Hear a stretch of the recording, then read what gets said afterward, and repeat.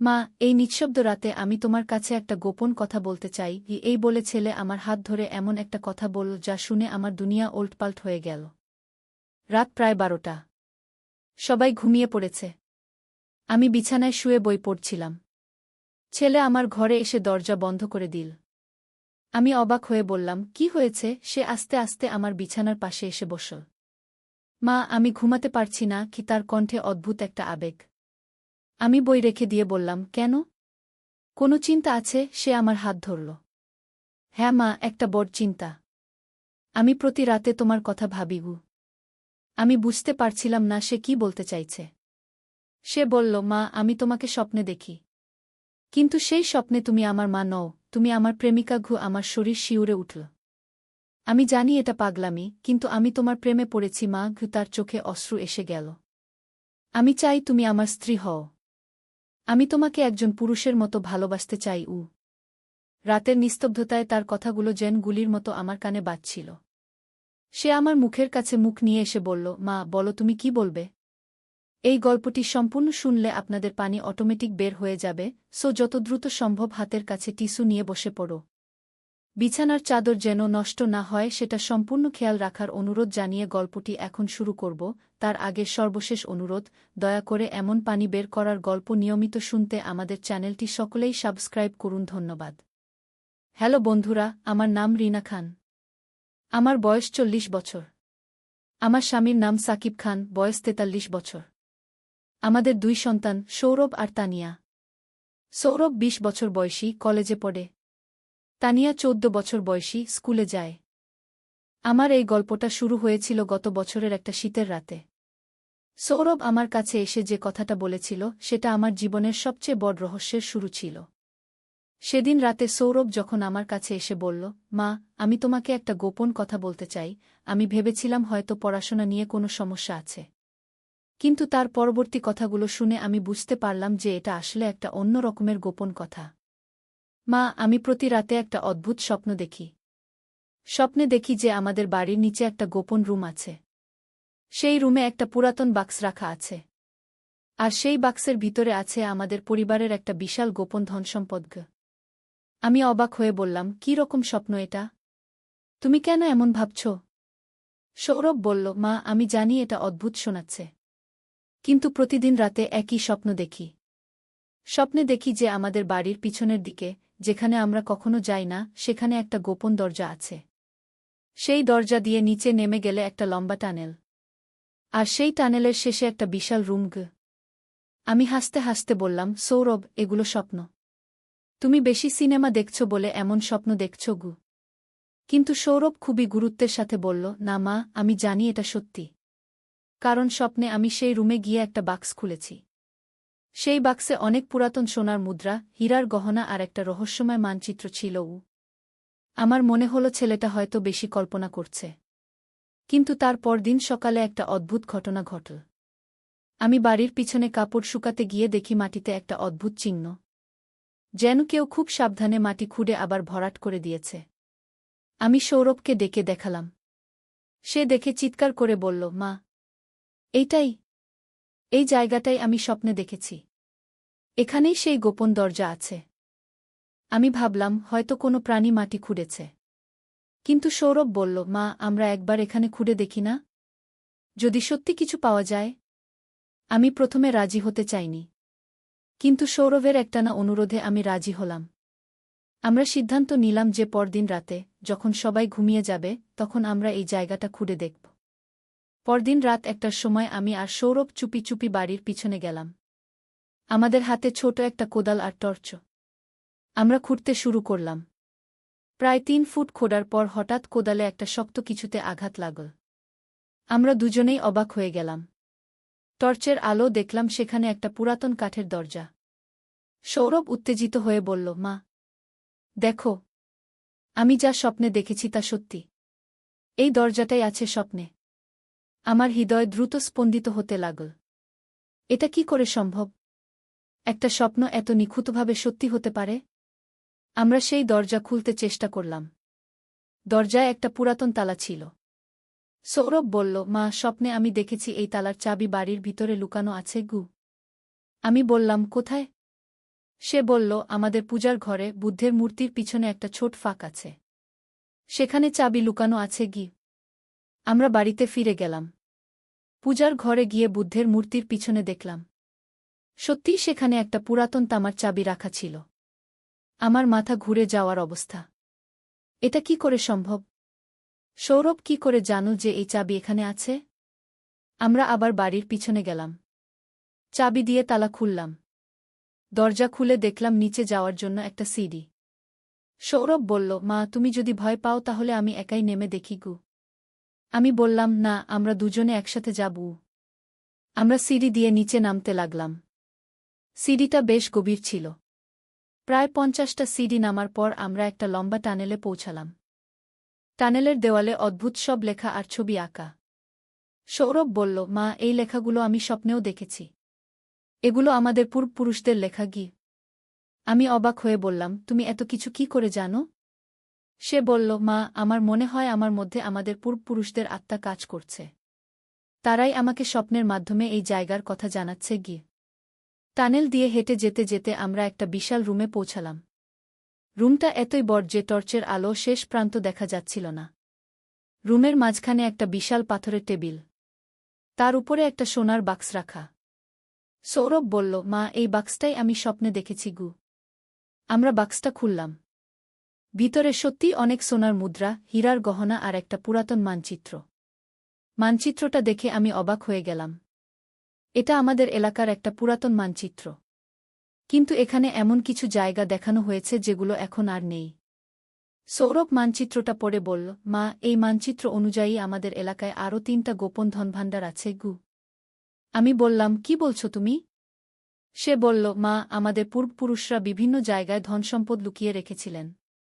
এই মানচিত্রে সেই সব জায়গার ইশারা আছে গি। আমি মানচিত্রটা ভালো করে দেখলাম। সত্যিই সেখানে কিছু রহস্যময় চিহ্ন আঁকা আছে। পরদিন সকালে সৌরভ বলল, মা, আমরা এই মানচিত্র নিয়ে একটা অ্যাডভেঞ্চারে বের হই। দেখি আর কি পাওয়া যায়। আমি বললাম, কিন্তু তোমার বাবা আর তানিয়া কি বলবে? সৌরভ বলল, আমরা তাদের সাথে নিয়ে যাব। এটা আমাদের পারিবারিক রহস্যও। সেদিন সন্ধ্যায় আমরা সবাই মিলে বসলাম। সৌরভ সবকিছু খুলে বলল। প্রথমে সাকিব আর তানিয়া বিশ্বাস করল না। কিন্তু যখন আমরা তাদের সেই গোপন রুম দেখালাম তখন তারাও অবাক হয়ে গেল। তানিয়া বলল, বাহ, এটা তো একটা সত্যিকারের ট্রেজার হান্ট। সাকিব বলল, এটা কি করে সম্ভব? সৌরভ কি করে জানল এই জায়গার কথা? আমি বললাম, সে স্বপ্নে দেখেছে গু। সাকিব প্রথমে হাসল। কিন্তু যখন সে সব প্রমাণ দেখল তখন তার হাসি থেমে গেল। পরদিন আমরা সবাই মিলে মানচিত্র অনুযায়ী প্রথম জায়গায় যাওয়ার পরিকল্পনা করলাম। মানচিত্র অনুযায়ী আমাদের বাড়ি থেকে 5 কিলোমিটার দূরে একটা পুরাতন মন্দিরের কাছে আরেকটা গোপন স্থান আছে। আমরা সবাই মিলে সেই মন্দিরে গেলাম। মন্দিরটা অনেক পুরাতন আর প্রায় ভাঙা। সেখানে তেমন কেউ যায় না। মানচিত্র অনুযায়ী মন্দিরের পিছনে একটা বিশেষ পাথর আছে। সেই পাথরে একটা রহস্যময় চিহ্ন আঁকা। যদি সেই চিহ্নে চাপ দেওয়া যায় তাহলে একটা গোপন পথ খুলে যাবে। আমরা অনেক খোঁজাখুঁজি করার পর সেই পাথর পেলাম। সত্যিই সেখানে একটা অদ্ভুত চিহ্ন আঁকা ছিল। সৌরভ সেই চিহ্নে চাপ দিল। হঠাৎ করে পাথরটা সরে গেল আর তার নিচে একটা গোপন পথ দেখা গেল। তানিয়া চিৎকার করে বলল, ওয়াও, এটা তো সত্যিকারের অ্যাডভেঞ্চার। আমরা সেই গোপন পথ দিয়ে নিচে নামলাম। সেখানেও একটা রুম ছিল। কিন্তু এই রুমে ধনসম্পদের বদলে ছিল একটা পুরাতন ডায়েরি। সাকিব ডায়েরিটা নিয়ে পড়তে শুরু করল। ডায়েরিটা আমাদের পূর্বপুরুষ রাজেন্দ্র খানের লেখা। তিনি লিখেছিলেন যে তার সময়ে এই এলাকায় একটা বিশাল ডাকাত দল ছিল। তারা বিভিন্ন জায়গা থেকে ধনসম্পদ লুটে এনে এই এলাকার বিভিন্ন স্থানে লুকিয়ে রাখত। কিন্তু একদিন ব্রিটিশ পুলিশ তাদের ধরে ফেলে। তখন রাজেন্দ্র খান সেই সব ধনসম্পদের খোঁজ রাখার জন্য এই মানচিত্র বানিয়েছিলেন। ডায়েরিতে আরও লেখা ছিল যে এই ধনসম্পদ তার পরিবারের বংশধরদের জন্য রেখে যাচ্ছেন। কিন্তু শর্ত হল, যে ব্যক্তি এই ধনসম্পদ খুঁজে বের করবে তাকে অবশ্যই পরিবারের সবার সাথে মিলে কাজ করতে হবে। আমরা পরবর্তী কয়েক সপ্তাহ ধরে মানচিত্র অনুযায়ী বিভিন্ন জায়গায় খোঁজাখুঁজি করলাম। প্রতিটা জায়গায় আমরা কিছু না কিছু পেয়েছিলাম। কখনো সোনার মুদ্রা, কখনো পুরাতন গহনা, কখনো রূপার থালাবাটি। কিন্তু সবচেয়ে বড় রহস্য ছিল, সৌরভ কি করে এই সব স্বপ্নে দেখতে পেল। আমরা একদিন এই বিষয়ে একজন জ্যোতিষীর কাছে গেলাম। জ্যোতিষী আমাদের সব কিছু শুনে বললেন, এটা খুবই বিরল একটা ব্যাপার।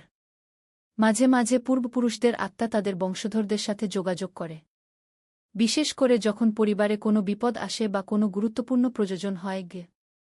আমি জিজ্ঞেস করলাম, কিন্তু আমাদের তো কোনো বিপদ নেই গু। জ্যোতিষী বললেন, হয়তো ভবিষ্যতে কোনো বিপদ আসছে, আর আপনাদের পূর্বপুরুষরা আগে থেকেই সেই বিপদ মোকাবেলার জন্য এই ব্যবস্থা করে রেখেছেন গু। তার কথা শুনে আমার মনে হল যে আমাদের পরিবারে আরও অনেক রহস্য লুকিয়ে আছে। পরবর্তী দিনগুলোতে সৌরভ আরও অনেক স্বপ্ন দেখতে লাগল।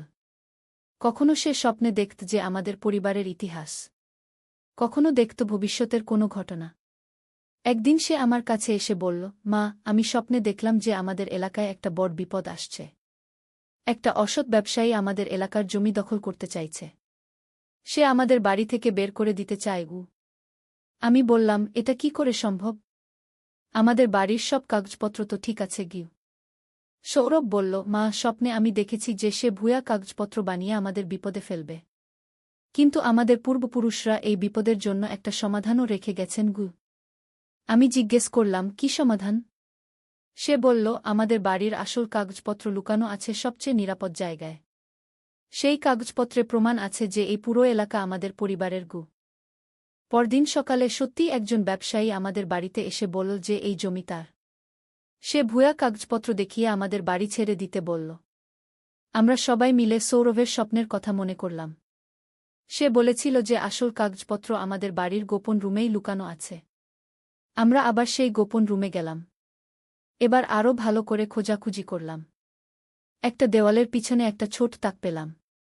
সেখানে একটা চামড়ার থলে রাখা ছিল। থলের ভিতর থেকে বের হল পুরাতন কিছু কাগজপত্র।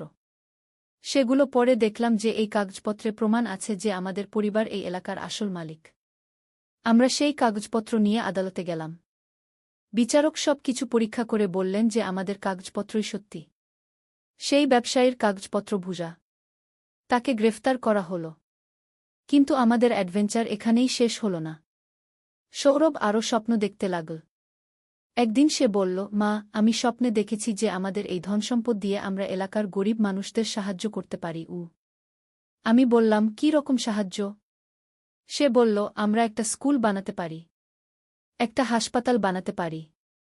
যেসব বাচ্চারা পড়াশোনা করতে পারে না, তাদের পড়াশোনার ব্যবস্থা করতে পারি। তানিয়া খুশি হয়ে বলল, বাহ, এটা তো দারুণ আইডিয়া। সাকিব বলল, কিন্তু এত বড় কাজ করার জন্য আমাদের অনেক টাকা লাগবে গু। সৌরভ বলল, বাবা, আমি স্বপ্নে দেখেছি যে মানচিত্রে আরও 3টা জায়গা দেখানো হয়েছে। সেখানে আরও অনেক ধনসম্পদ আছে গু। আমরা সবাই মিলে মানচিত্রের দ্বিতীয় জায়গায় যাওয়ার পরিকল্পনা করলাম। সেটা ছিল আমাদের এলাকার একটা পুরাতন পুকুরের কাছে। পুকুরের পাড়ে একটা বিশাল গাছ ছিল। মানচিত্র অনুযায়ী সেই গাছের শিকড়ের নিচে কিছু লুকানো আছে। আমরা সেখানে খুঁড়তে শুরু করলাম। অনেক কষ্ট করে খোঁড়ার পর আমরা একটা পাথরের বাক্স পেলাম। সেই বাক্সে ছিল আরও অনেক সোনার অলংকার আর মূল্যবান পাথর। কিন্তু সবচেয়ে আশ্চর্যের ব্যাপার ছিল, সেই বাক্সে আরেকটা চিঠি ছিল। চিঠিটা আমাদের পূর্বপুরুষ রাজেন্দ্র খানের লেখা। চিঠিতে লেখা ছিল, যে ব্যক্তি এই ধনসম্পদ খুঁজে পাবে সে আমার যোগ্য বংশধর। কিন্তু মনে রাখবে, এই ধনসম্পদ শুধু নিজের জন্য ব্যবহার করবে না, এলাকার মানুষের মঙ্গলের জন্যও কাজে লাগাবে। আমরা সবাই মিলে সিদ্ধান্ত নিলাম যে আমরা এই ধনসম্পদ দিয়ে এলাকার মানুষদের উপকার করব। প্রথমেই আমরা একটা ছোট স্কুল বানালাম। যেসব বাচ্চারা স্কুলে যেতে পারে না, তাদের জন্য বিনামূল্যে পড়াশোনার ব্যবস্থা করলাম। তারপর আমরা একটা ছোট চিকিৎসা কেন্দ্র বানালাম, যেখানে গরিব মানুষরা বিনামূল্যে চিকিৎসা পেতে পারে। কিন্তু আমাদের অ্যাডভেঞ্চার এখানেই শেষ হল না। মানচিত্রে আরও 2টো জায়গা বাকি ছিল। তৃতীয় জায়গা ছিল এলাকার একটা পুরাতন বাউডের মাঝখানে একটা ছোট দ্বীপে। সেই দ্বীপে যেতে হলে নৌকা লাগত। আমরা একটা নৌকা ভাড়া করে সেই দ্বীপে গেলাম। দ্বীপটা খুবই ছোট, কিন্তু সেখানে একটা পুরাতন মন্দিরের ধ্বংসাবশেষ ছিল। মানচিত্র অনুযায়ী সেই মন্দিরের গর্ভগৃহে কিছু লুকানো আছে। আমরা সেখানে খুঁড়তে শুরু করলাম। এবার আমরা পেলাম একটা বিশাল তামার বাক্স। সেই বাক্সে ছিল অনেক মূল্যবান রত্ন আর একটা বিশেষ চাবি। সেই চাবির সাথে একটা কাগজ ছিল। কাগজে লেখা ছিল যে এই চাবি দিয়ে চতুর্থ আর শেষ ধনভাণ্ডার খোলা যাবে। চতুর্থ জায়গা ছিল আমাদের বাড়ি থেকে 10 কিলোমিটার দূরে একটা পাহাড়ের চূড়ায়। সেই পাহাড়ে একটা পুরাতন গুহা ছিল। আমরা সেই গুহায় গিয়ে দেখলাম সেখানে একটা ধাতব দরজা আছে। আমাদের চাবি দিয়ে সেই দরজা খুল। দরজার পিছনে ছিল একটা বিশাল রুম। রুমের মাঝখানে একটা সোনার সিন্দুক। সিন্দুকের উপরে লেখা ছিল, যে পরিবার একসাথে মিলে এই পর্যন্ত এসেছে তারাই এই ধনসম্পদের যোগ্য অধিকারী গো। আমরা সিন্দুক খুললাম। ভিতরে ছিল এত ধনসম্পদ যে আমাদের 7 পুরুষ খরচ করেও শেষ হবে না। কিন্তু সবচেয়ে মূল্যবান জিনিস ছিল আরেকটা চিঠি। সেই চিঠিতে রাজেন্দ্র খান লিখেছিলেন, আমার প্রিয় বংশধররা, তোমরা যদি এই চিঠি পড়ছ তাহলে বুঝতে হবে যে তোমরা আমার যোগ্য উত্তরসূরি। তোমরা পারিবারিক বন্ধন বজায় রেখে একসাথে কাজ করে এই ধনসম্পদ খুঁজে পেয়েছ। এই ধনসম্পদ তোমাদের। কিন্তু মনে রাখবে, সম্পদের চেয়ে বড় হল পারিবারিক ভালোবাসা। তোমরা সবসময় একসাথে থাকবে, একে অপরের পাশে দাঁড়াবে। আর হ্যাঁ, এই ধনসম্পদের একটা অংশ অবশ্যই সমাজের কল্যাণে ব্যবহার করবে। কারণ যে পরিবার শুধু নিজেদের নিয়ে ভাবে সে পরিবার কখনো সত্যিকারের সুখী হতে পারে না। আমরা সবাই মিলে সিদ্ধান্ত নিলাম যে আমরা এই ধনসম্পদের একটা বড় অংশ এলাকার উন্নতির জন্য ব্যবহার করব। আমরা একটা বড় হাসপাতাল বানালাম, একটা বিশ্ববিদ্যালয় প্রতিষ্ঠা করলাম, এলাকার রাস্তাঘাট, পানি সরবরাহ, বিদ্যুৎ সব কিছুর উন্নতি করলাম। কিন্তু সবচেয়ে বড় ব্যাপার হল, এই পুরো অভিজ্ঞতা আমাদের পরিবারকে আরও কাছে নিয়ে এসেছে। আমরা বুঝতে পেরেছি যে পারিবারিক ভালোবাসা আর একসাথে কাজ করার শক্তি কত বেশি। সৌরভের স্বপ্ন দেখার ক্ষমতা এখনও আছে, তবে এখন সে আরও ভালো স্বপ্ন দেখে। সে স্বপ্নে দেখে যে আমাদের পরিবার কি করে আরও মানুষের উপকার করতে পারে। একদিন সে আমার কাছে এসে বলল, মা, আমি স্বপ্নে দেখেছি যে আমাদের এলাকায় একটা বড় বন্যা আসবে। কিন্তু আমরা যদি আগে থেকে প্রস্তুতি নিই তাহলে সবাইকে রক্ষা করতে পারব। আমরা সেই অনুযায়ী প্রস্তুতি নিলাম। বন্যার জন্য উঁচু জায়গায় আশ্রয়কেন্দ্র বানালাম, খাবার আর ওষুধের ব্যবস্থা করলাম। সত্যিই কয়েক মাস পর এলাকায় বড় বন্যা হল। কিন্তু আমাদের প্রস্তুতির কারণে কেউ ক্ষতিগ্রস্ত হল না। এলাকার মানুষরা আমাদের খুব প্রশংসা করল। তারা বলল, রিনা আপার পরিবার আমাদের এলাকার জন্য আশীর্বাদ।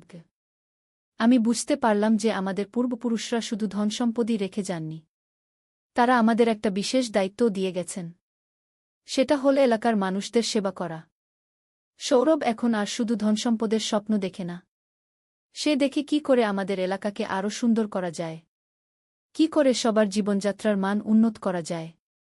একদিন সে বলল, মা, আমি স্বপ্নে দেখেছি যে আমাদের এলাকায় একটা বড় শিল্প কারখানা হবে।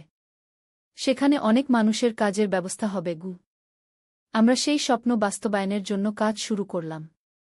আমাদের ধনসম্পদ দিয়ে একটা টেক্সটাইল কারখানা স্থাপন করলাম। সেখানে এলাকার শত শত মানুষের কাজের ব্যবস্থা হল। তানিয়াও আমাদের এই কাজে অংশ নিতে লাগল। সে বলল, আমিও বড় হয়ে এলাকার মানুষদের সেবা করব। এইভাবে আমাদের পরিবারের একটা ছোট স্বপ্ন থেকে শুরু হয়ে একটা বিশাল সামাজিক পরিবর্তনের সূচনা হল।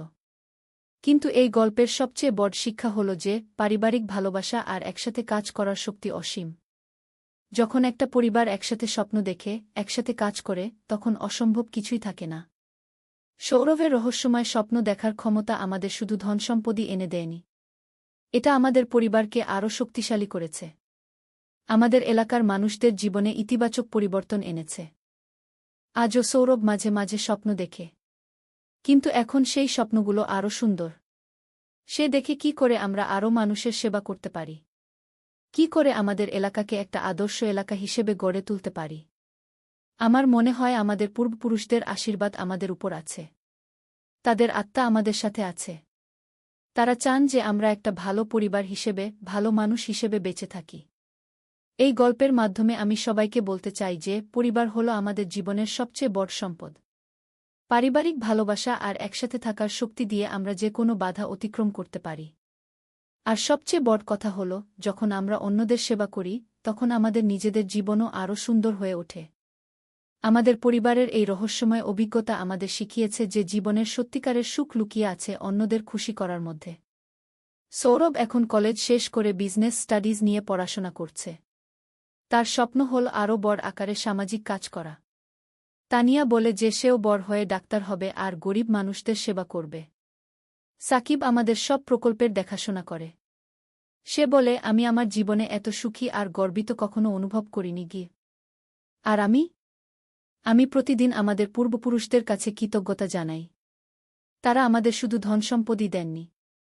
তারা আমাদের জীবনের সত্যিকারের অর্থ খুঁজে পেতে সাহায্য করেছেন। আজও মাঝে মাঝে আমার মনে হয় যে আমাদের বাড়িতে আমাদের পূর্বপুরুষদের আত্মা বিরাজ করে। তারা আমাদের পথ দেখান, আমাদের সঠিক সিদ্ধান্ত নিতে সাহায্য করেন। এই গল্পটা বলার উদ্দেশ্য হল সবাইকে বোঝানো যে পরিবার আর পারিবারিক ভালোবাসার শক্তি অপরিসীম। যখন একটা পরিবার একসাথে থাকে, একসাথে স্বপ্ন দেখে, তখন কোনো অসম্ভব কিছুই থাকে না। আর সবচেয়ে বড় কথা হল, সম্পদ তখনই সত্যিকারের সম্পদ হয় যখন সেটা অন্যদের কাজে আসে। আমাদের পূর্বপুরুষরা এই শিক্ষাই আমাদের দিয়ে গেছেন। আজও আমাদের পরিবারের সবাই মিলে প্রতিদিন পরিকল্পনা করি কী করে আমরা আরও মানুষের উপকার করতে পারি। আমাদের স্বপ্ন হল আমাদের এলাকাকে দেশের সেরা এলাকা হিসেবে গড়ে তোলা। এই গল্প থেকে সবাই যে শিক্ষা নিতে পারেন তা হল, পরিবারের সাথে থাকুন, পরিবারের সবার মতামত শুনুন, একসাথে স্বপ্ন দেখুন, একসাথে কাজ করুন, আর যা কিছু ভালো পান সেটা অন্যদের সাথেও ভাগ করে নিন। আমাদের পরিবারের এই রহস্যময় অভিজ্ঞতা আমাদের শিখিয়েছে যে জীবনের সবচেয়ে বড় রহস্য হল ভালোবাসা। আর সবচেয়ে বড় অ্যাডভেঞ্চার হল একসাথে মিলে ভালো কাজ করা। পরিশেষে বলি, আমাদের পরিবারের এই গল্প যদি আপনাদের ভালো লেগে থাকে, তাহলে আপনারাও আপনাদের পরিবারের সাথে বেশি সময় কাটান। পরিবারের সবার সাথে মিলে স্বপ্ন দেখুন, একসাথে কাজ করুন। দেখবেন জীবন কত সুন্দর হয়ে ওঠে। নূরের পথে একটি ইসলামিক গল্প। প্রথম অধ্যায়, অন্ধকারের মাঝে আলো। মক্কার প্রচণ্ড গরমে দুপুরের সূর্য যখন মাথার উপর, তখন আবু বকর এর ঘরে বসে আছেন এক তরুণ। তার নাম সাইদ ইবনে জায়েদ। মুখে চিন্তার ছাপ, চোখে প্রশ্নের ঝড়। আবু বকর ভাই, সাইদ ধীরে ধীরে বললেন, আমি শুনেছি আপনি মুহাম্মদ শাহ এর অনুসারী হয়েছেন। এই নতুন ধর্মের কথা আমি বুঝতে পারছি না গে। আবু বকর মৃদু হেসে বললেন, সাইদ, তুমি কি আল্লাহর অস্তিত্বে বিশ্বাস কর? অবশ্যই। কিন্তু এই পাথরের মূর্তিগুলোও তো আল্লাহর প্রতিনিধি গ। তাহলে এসো আমি তোমাকে একটি গল্প বলি গ। আবু বকর শুরু করলেন, অনেক দিন আগে ইব্রাহিম এর সময়ের কথা। তিনি তার পিতা আয়রের মূর্তি তৈরির কারখানায় কাজ করতেন। একদিন তিনি প্রশ্ন করলেন, বাবা, এই পাথরের টুকরোগুলো কিভাবে আমাদের উপকার করতে পারে? এরা তো নিজেদের ক্ষতি থেকেও রক্ষা করতে পারে না। সাইদ মনোযোগ দিয়ে শুনছেন। ইব্রাহিম রাতে আকাশের দিকে তাকালেন। একটি উজ্জ্বল তারা দেখে বললেন, এটাই কি আমার রব? কিন্তু যখন তারাটি অস্ত গেল, তিনি বললেন, যা অস্ত যায় তা আমার রব হতে পারে না। তারপর চাঁদ উঠলে বললেন, এটাই কি আমার রব? চাঁদ অস্ত গেলে আবার সেই একই কথা। সূর্য উঠলে তিনি বললেন, এটাই সবচেয়ে বড়, এটাই আমার রব। কিন্তু সূর্য যখন অস্ত গেল, তখন তিনি বুঝলেন, যিনি এই সূর্য, চাঁদ, তারা সবকিছু সৃষ্টি করেছেন, তিনি আল্লাহ, তিনি এক ও অদ্বিতীয় গু। সাইদের চোখে নতুন আলো। তাহলে আমাদের এই লাত, মানাত, উজা, এগুলো শুধু পাথর সাইদ? আল্লাহ বলেছেন, এগুলো তো কেবল নাম যা তুমি ও তোমার পূর্বপুরুষরা রেখেছ। আল্লাহ এদের কোনো ক্ষমতা দেননি। দ্বিতীয় অধ্যায়, সত্যের সন্ধানে।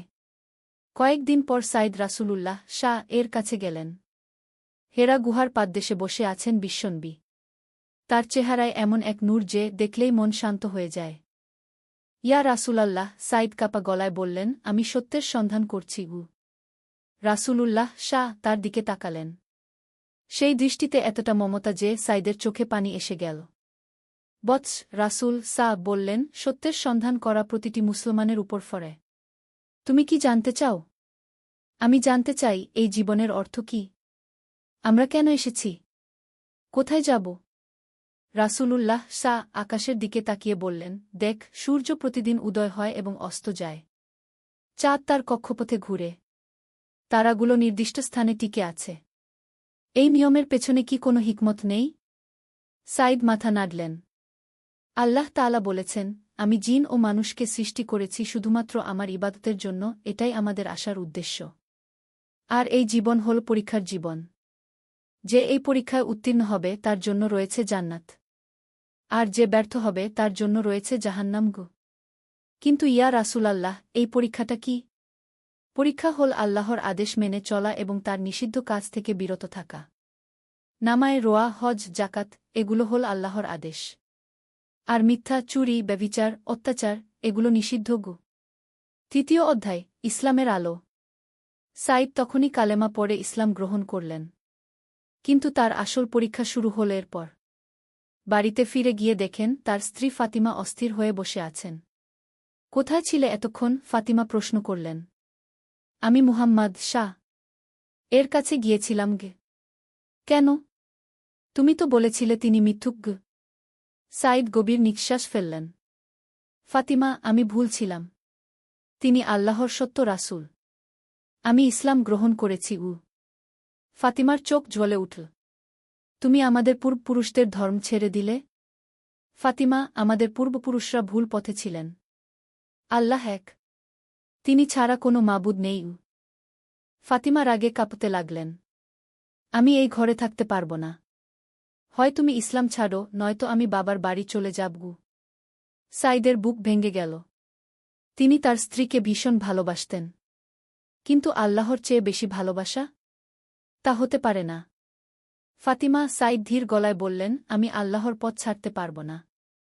তুমি চাইলে আমার সাথে এই সুন্দর পথে চলতে পারগু। ফাতিমা সেই রাতেই বাবার বাড়ি চলে গেলেন।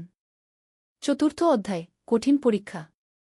পরের দিন সকালে সাইদ তার ব্যবসার দোকানে গেলেন। সারা মক্কায় তখন তার ইসলাম গ্রহণের খবর ছড়িয়ে গেছে। ওই দেখ, একজন বলল, সাইদ নাকি মুহাম্মাদের অনুসারী হয়েছে। তাহলে তার সাথে আর কেনাবেচা করা যাবে না, আরেকজন বলল। কয়েক ঘণ্টার মধ্যে সাইদের সব ক্রেতা চলে গেল।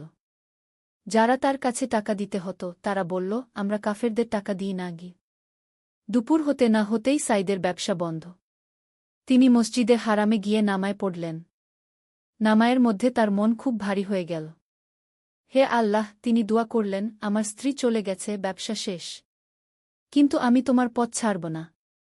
তুমি আমাকে সাহায্য করো। নামায়ের পর উমর তার কাছে এলেন। সাইদ ভাই, উমর বললেন, আমি শুনেছি তোমার অবস্থা খারাপ। চিন্তা করো না। আল্লাহ যাকে হেদায়েত দেন তাকে সাহায্য করেন। আমার কাছে কিছু টাকা আছে, তুমি নিয়ে নাও। সাইদ চোখে পানি নিয়ে বললেন, জায়কাল্লাহু খায়রান উমর ভাই। কিন্তু আমি অন্যের সাহায্যে বাঁচতে চাই না। আল্লাহ কোনো না কোনো পথ বের করবেন। 5ম অধ্যায় আল্লাহর সাহায্য। কয়েকদিন পর এক আশ্চর্য ঘটনা ঘটল।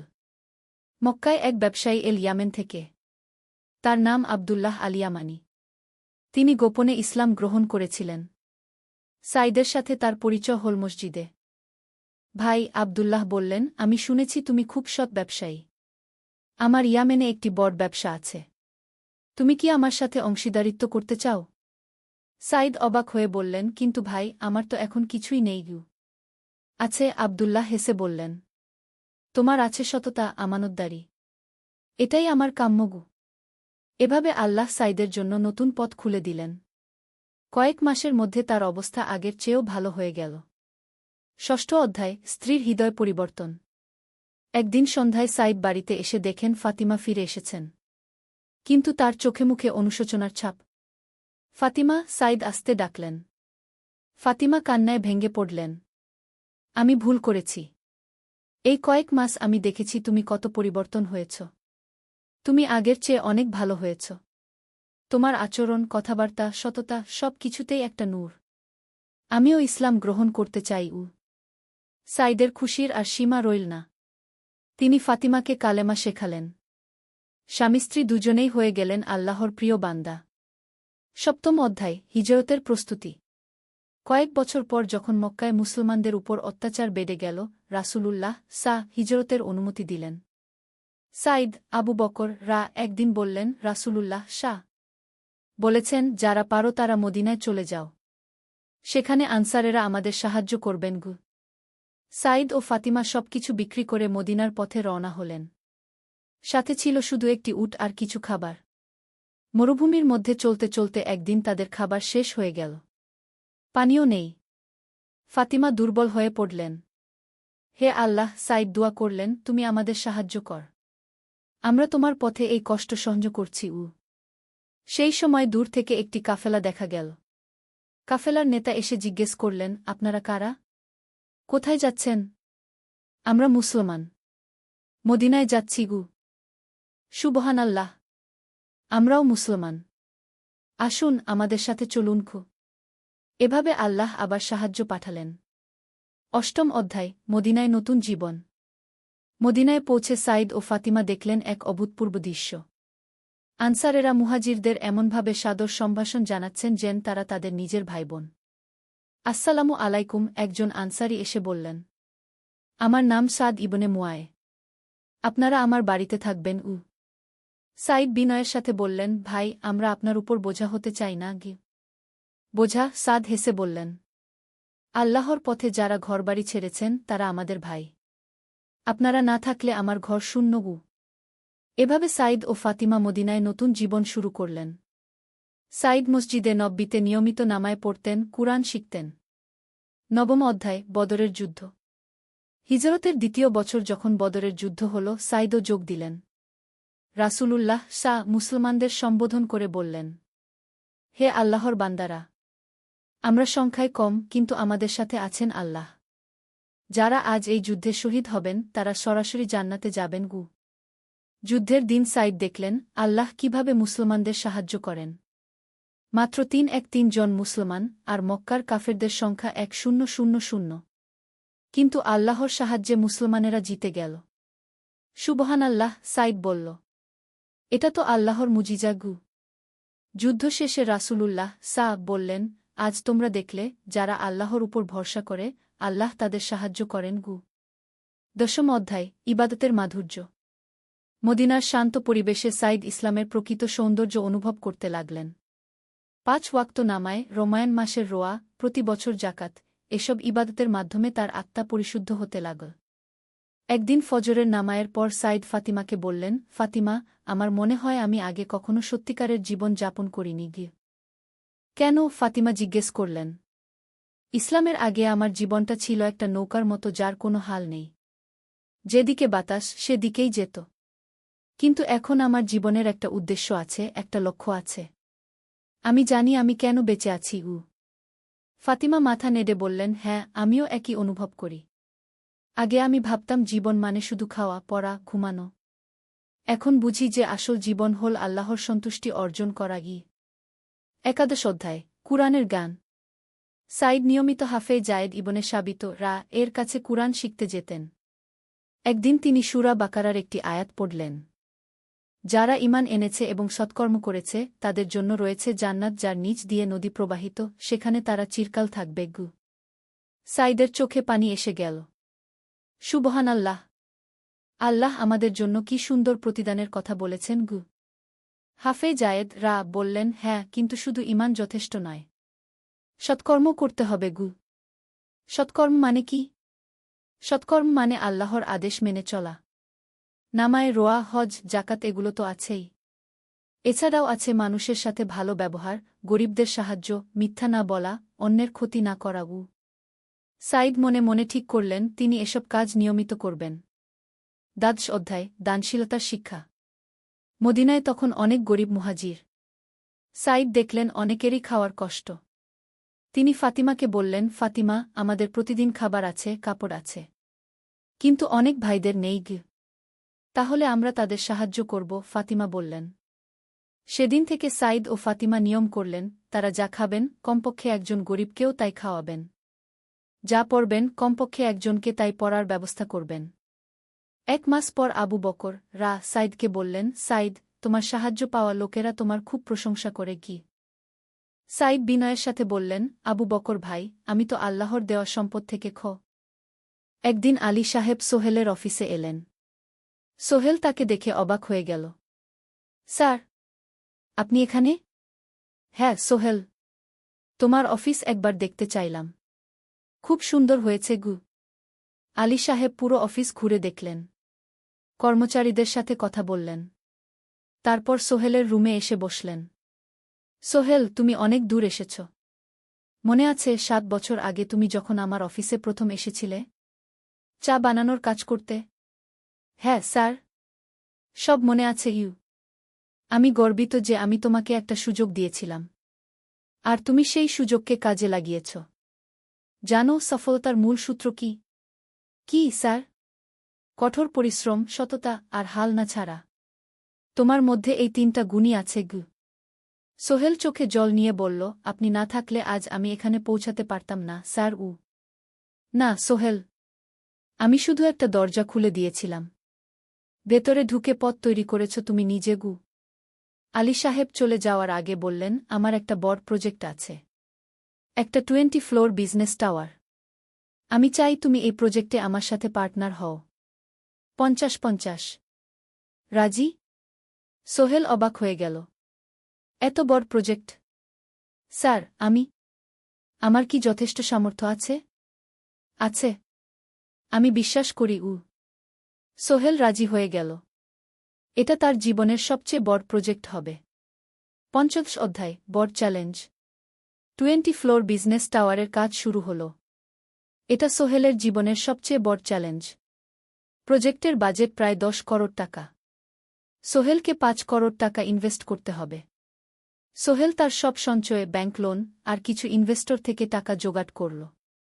এটা একটা বিশাল ঝুঁকি। যদি প্রজেক্ট ব্যর্থ হয়, সব শেষ। মিনা চিন্তিত ছিল। সোহেল, এত বড় ঝুঁকি নেওয়া ঠিক হবে? মিনা, জীবনে বড় কিছু করতে হলে ঝুঁকি নিতে হয়। আমি এই সুযোগ হাতছাড়া করতে চাই না গিয়ে। কিন্তু যদি কিছু ভুল হয়? ভুল হবে না। আমি আলী সাহেবের সাথে আছি। উনি আমাকে গাইড করবেন। প্রজেক্ট শুরু হল।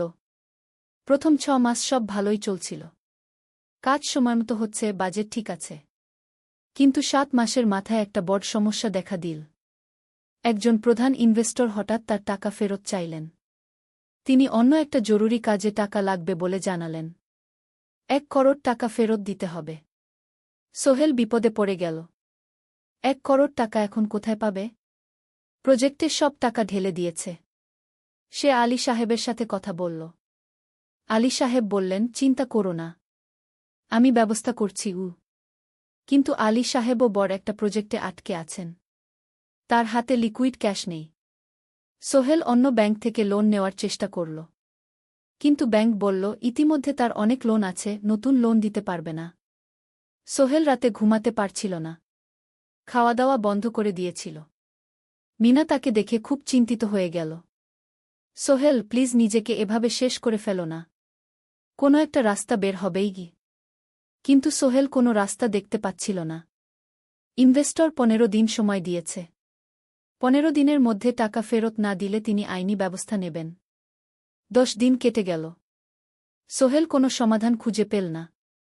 সে প্রায় হাল ছেড়ে দিয়েছিল। 11 দিনের দিন একটা অপ্রত্যাশিত ঘটনা ঘটল। জাহিদ ভাই, সোহেলের পুরনো সহকর্মী, তার অফিসে এলেন। জাহিদ ভাই এখন একটা রিয়েল এস্টেট কোম্পানিতে সিনিয়র ম্যানেজার। সোহেল, আমি তোমার সমস্যার কথা শুনেছি গু।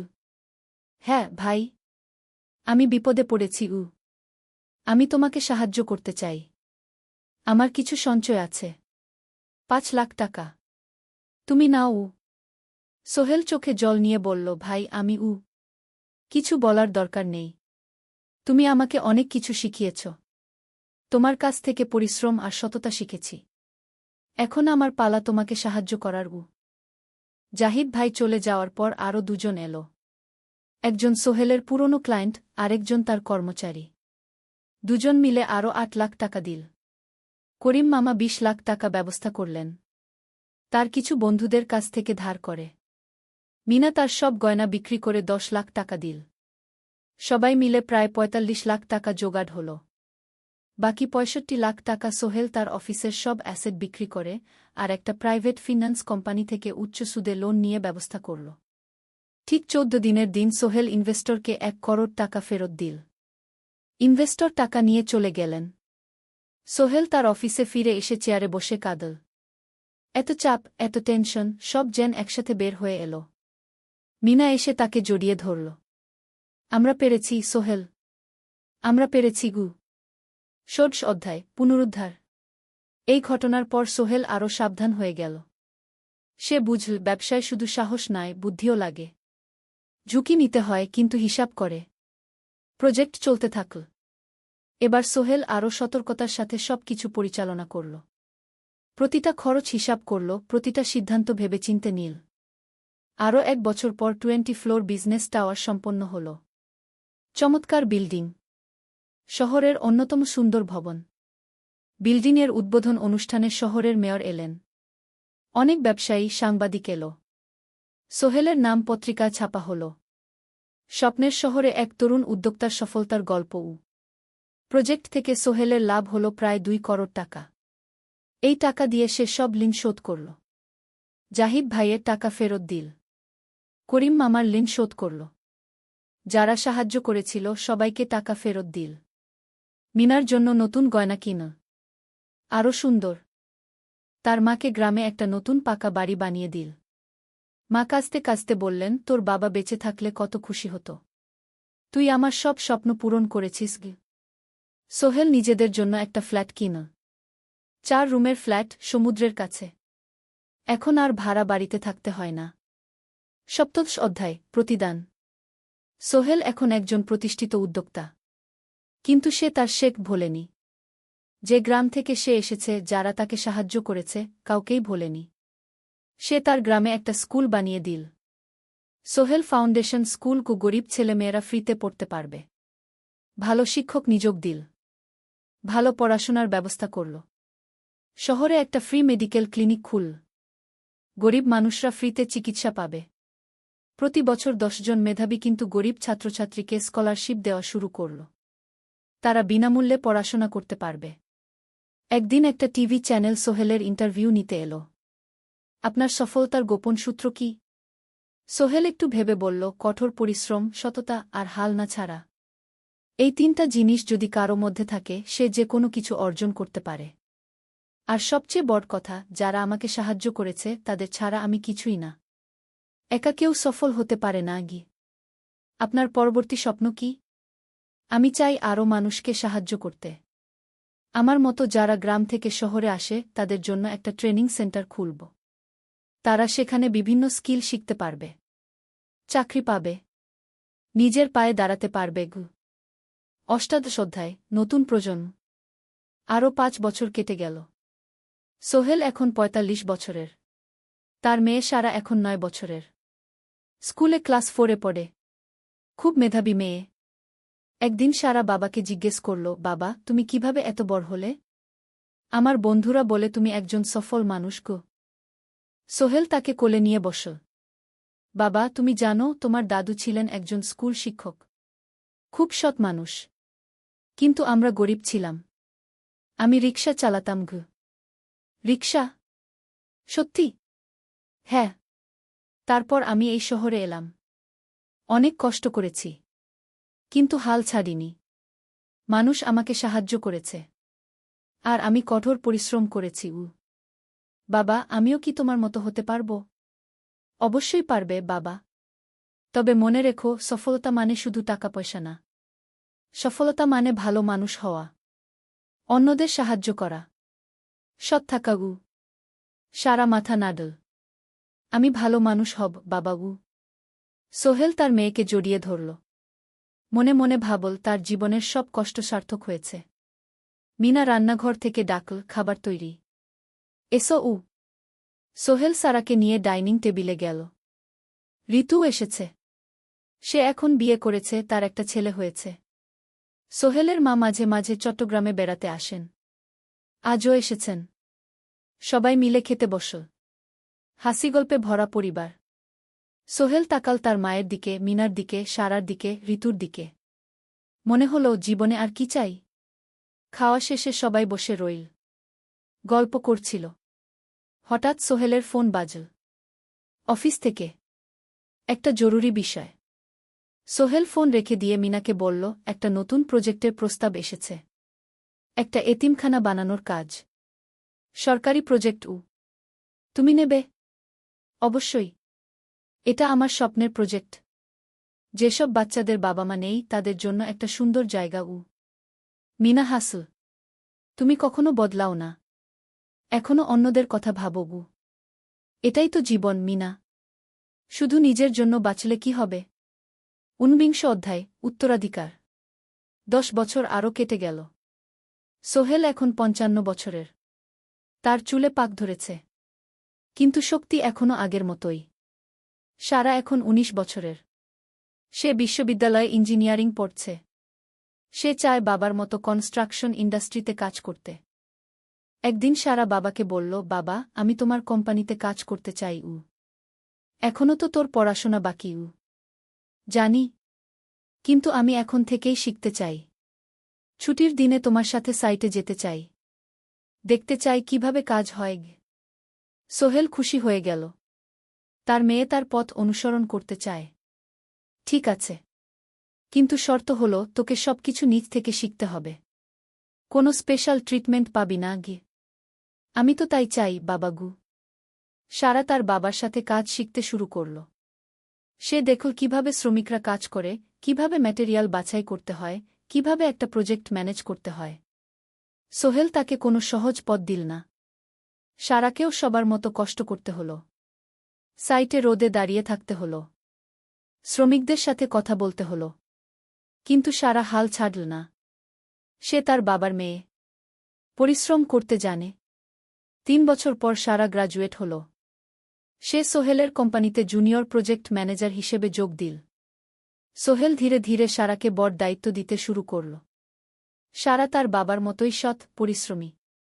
২০ অধ্যায়, সমাপ্তি নয়, নতুন শুরু। আরও ৫ বছর পর সোহেল এখন ৬০ বছরের। সে সিদ্ধান্ত নিল, এবার অবসর নেওয়ার সময় এসেছে। কোম্পানির দায়িত্ব সারাকে দেবে। একটা অনুষ্ঠান করা হল।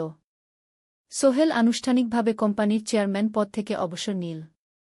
সারা হল নতুন ম্যানেজিং ডিরেক্টর।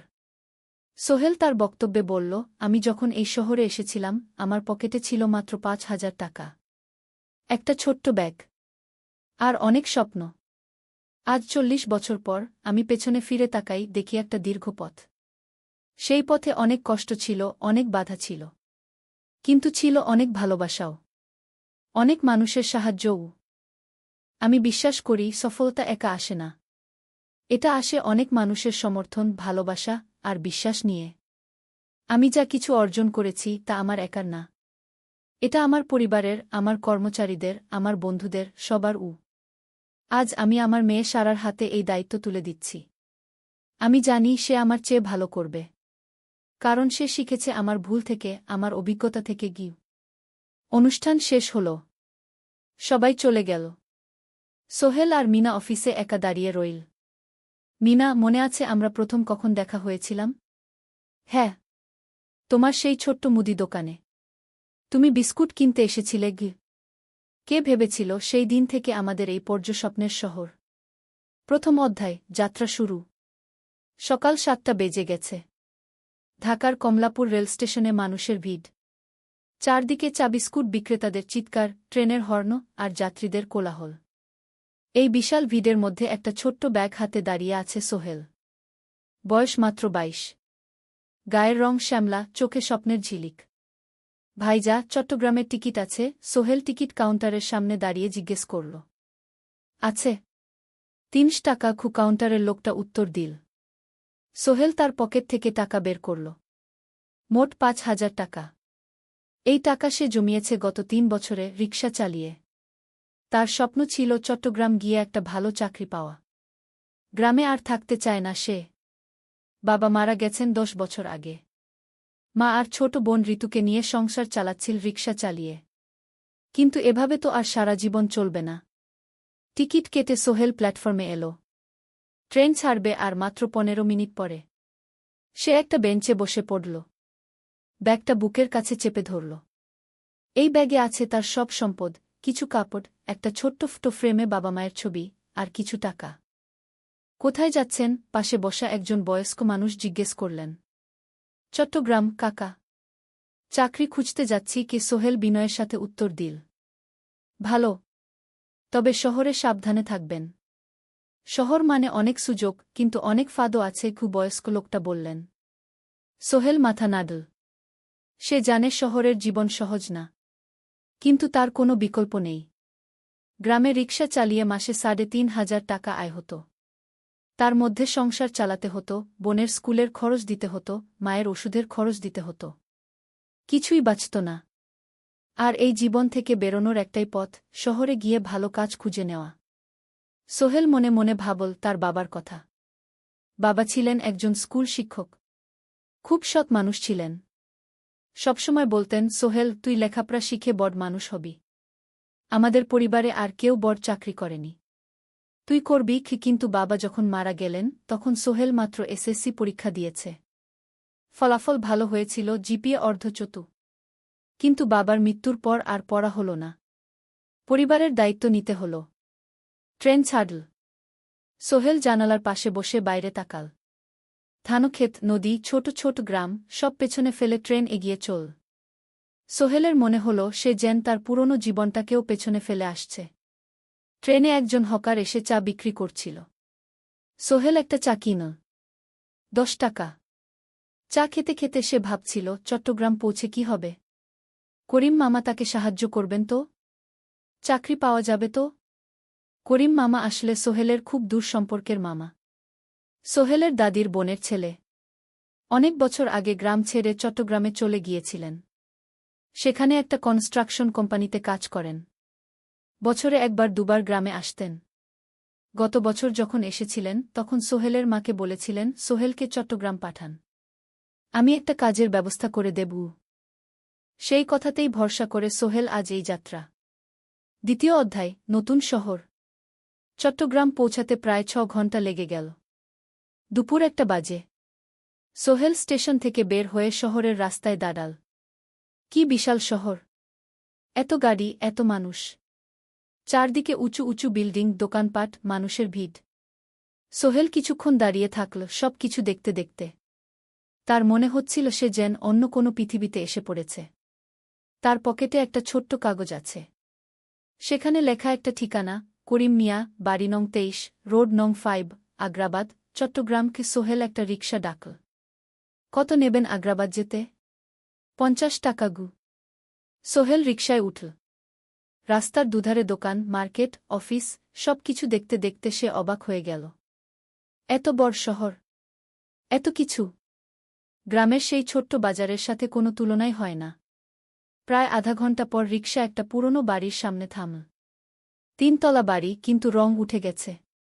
সিঁড়ি দিয়ে উঠে 3য় তলায় করিম মামার ফ্ল্যাটে নক করল। দরজা খুলল এক মধ্যবয়সী মহিলা। কে? আসসালামু আলাইকুম আপা। আমি সোহেল। নোয়াখালীর গ্রাম থেকে এসেছি। করিম মামা বাড়িতে আছেন?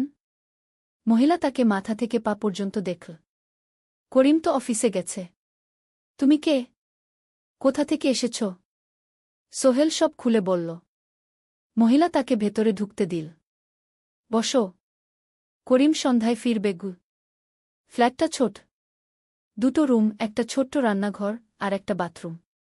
কিন্তু সোহেলের কাছে খুব সুন্দর লাগল। গ্রামের সেই টিনের ঘরের চেয়ে তো অনেক ভালো। মহিলা তার নাম জানাল, সালমা। করিম মামার স্ত্রী। তাদের 2টো ছেলে, একজন ক্লাস 8-এ পড়ে, আরেকজন ক্লাস 5-এ। খেয়েছ? সালমা আপা জিজ্ঞেস করল। না আপা গু। অপেক্ষা করো। ভাত আছে, মাছ আছে। খাও। সোহেল প্রথমে রাজি হতে চাইল না, কিন্তু খুব খিদে পেয়েছিল। সকাল থেকে শুধু একটা চা আর বিস্কুট খেয়েছে। খাওয়া দাওয়ার পর সোহেল বসে রইল। সালমা আপা তাকে গল্প করতে লাগল। তোমার মা কেমন আছেন? তোমার বোন? ভালো আছে আপা। মার একটু গেটে বাত আছে। ওষুধ খাচ্ছেন। বোন স্কুলে পড়ে কু। তুমি কি করতে চাও এখানে? চাকরি খুঁজছি আপা। যে কোনো কাজ করব। বাসায় মা আর বোনকে টাকা পাঠাতে হবে। সালমা আপা মাথা নাড়ল। করিম তোমার জন্য কিছু একটা করবে। সে ভালো মানুষ গ। সারাদিন অপেক্ষা করু সোহেল। সন্ধ্যা 6টায় করিম মামা ফিরলেন। 50-এর কাছাকাছি বয়স, কালো রঙের প্যান্ট শার্ট পরা, হাতে একটা ব্যাগ। আরে সোহেল, কবে এলি? করিম মামা খুশি হয়ে বললেন।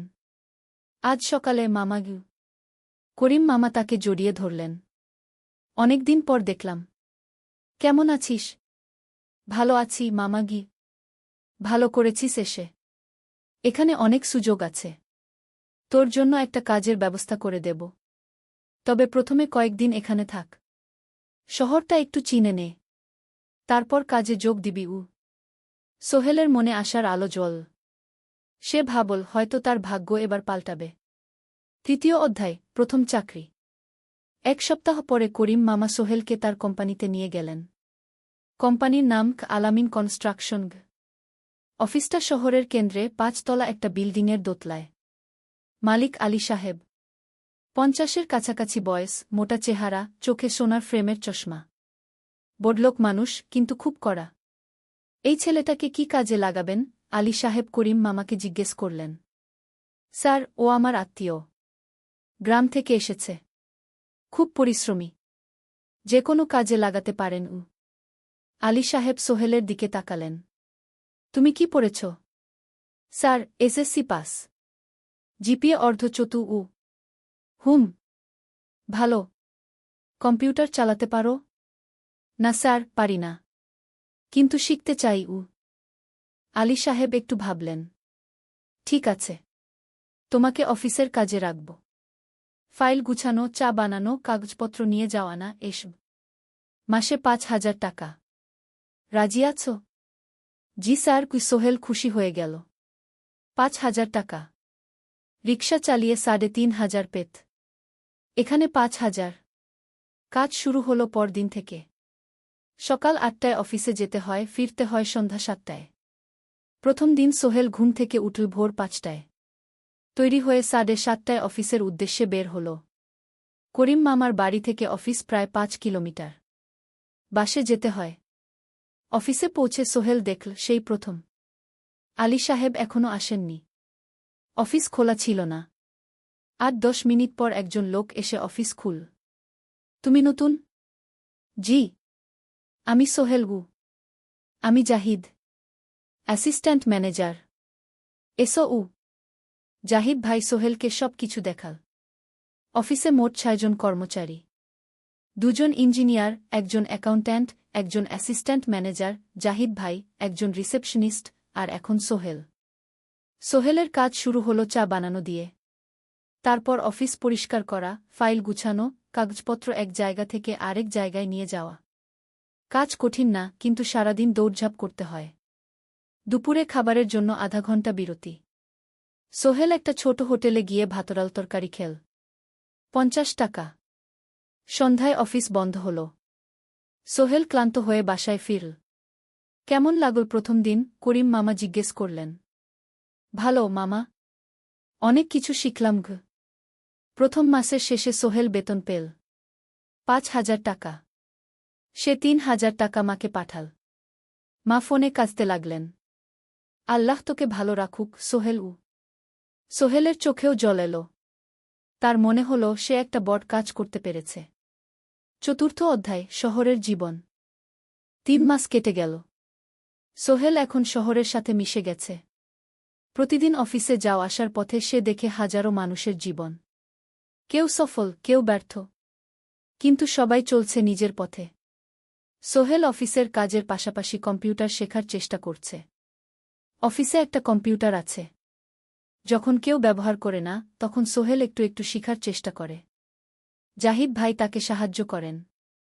সোহেল, তুমি যদি কম্পিউটার ভালোভাবে শিখতে পারো, তাহলে তোমার ভবিষ্যৎ উজ্জ্বল। জাহিদ ভাই একদিন বললেন। কিভাবে শিখব ভাই? ট্রেনিং সেন্টারে যাও। সন্ধ্যায় ক্লাস আছে। মাসে ২,০০০ টাকা লাগবে গে। সোহেল ভাবল। ২,০০০ টাকা অনেক। কিন্তু এটা বিনিয়োগ। ভবিষ্যতের জন্য। সে একটা ট্রেনিং সেন্টারে ভর্তি হল। সপ্তাহে ৩ দিন, সন্ধ্যা ৭:৩০ থেকে রাত ৯টা পর্যন্ত ক্লাস। কম্পিউটারের basic, MS Word, Excel, PowerPoint, internet ব্যবহার। একদিন অফিস থেকে ফেরার সময় সোহেল একটা দোকানে চা খেতে গেল। দোকানের পাশেই একটা ছোট্ট মুদি দোকান। সেখানে একটা মেয়ে বসে আছে। বয়স হবে ২০-এর কাছাকাছি। সাদাসিধে চেহারা, সাদা শাড়ি পরা, কিন্তু চোখে এক ধরনের দৃঢ়তা। ভাইজা, ১ প্যাকেট বিস্কুট দেন কি? সোহেল বলল। মেয়েটা বিস্কুট দিল। ২০ টাকা।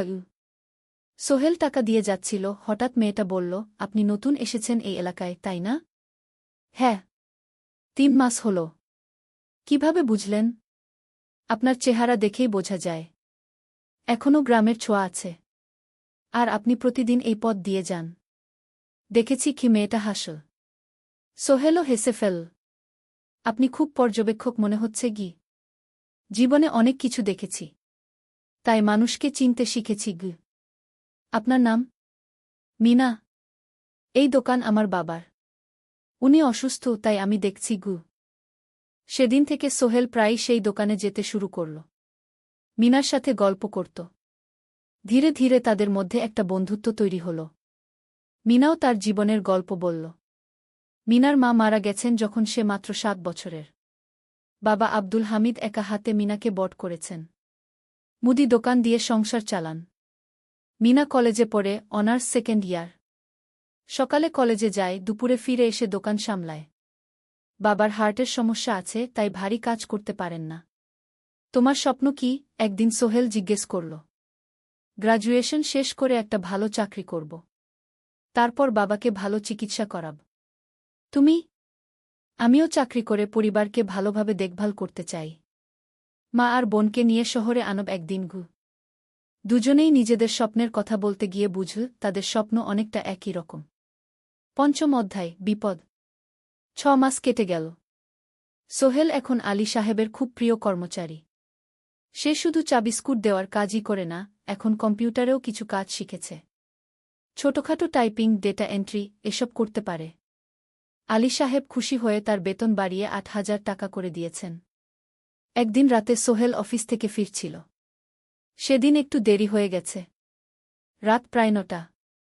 সাধারণত সোহেল সন্ধ্যা ৭:৩০টায় ফিরে। কিন্তু সেদিন অফিসে একটা জরুরি কাজ ছিল। বাস থেকে নেমে সোহেল বাড়ির দিকে হাঁটছিল। হঠাৎ একটা অন্ধকার গলিতে ৩ জন লোক তাকে ঘিরে ধরল।